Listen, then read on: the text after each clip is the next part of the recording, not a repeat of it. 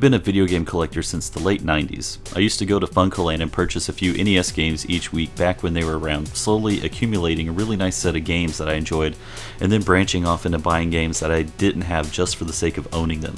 I think I was a little bit ahead of the curve in terms of retro gaming, but in the end it didn't matter much since I ended up selling my NES collection due to real life needs.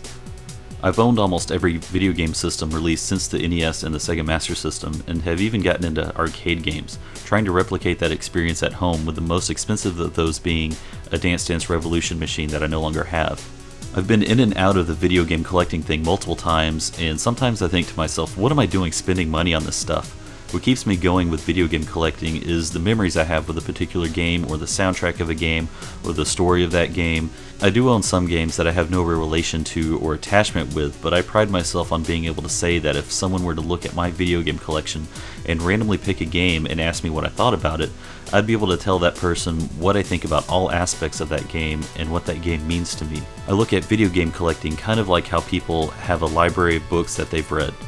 They don't read the books over and over that are in their library, but they have them there for reference and to share with other people. My collection of games makes up a giant chunk of my past, and I can tell multiple stories about most of my games that relate to my real life.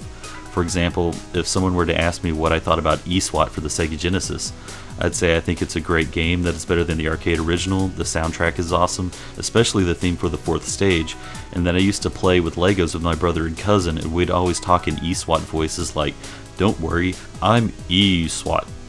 Pulling something like Secret of Mana, I would say the story and soundtrack are amazing in that when I play it, I always name the sprite as Barks after the root beer, because my brother's friend was obsessed with root beer at one point and he did the same, so now it's like a ritual to name him Barks. And then